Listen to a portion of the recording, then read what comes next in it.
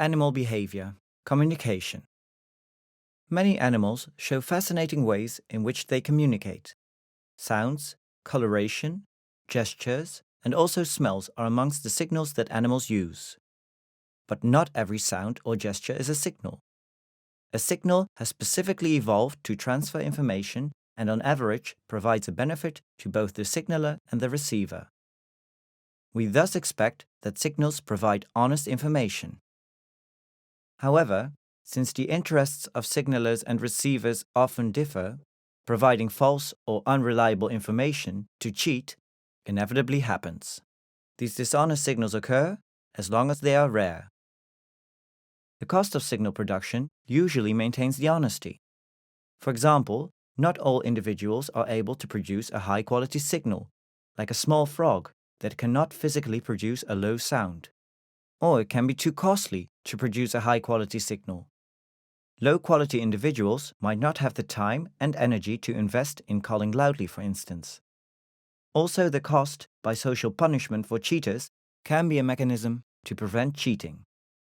Besides such sexual and social selection on signals, also the environment plays a role in selection for certain types and structures of signals.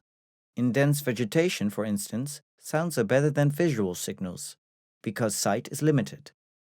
Signals like sound, used to communicate, have evolved to transmit information effectively, and sound signals are adapted to specific acoustic transmission properties of the habitat and to its noise levels.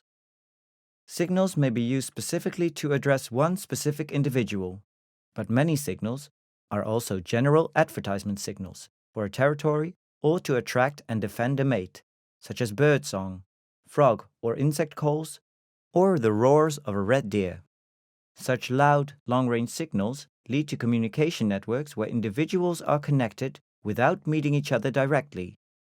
Information can thus spread across a population, and individuals can also gather information by silently eavesdropping on the way others interact with each other. In this way, signals play a key role in social networks.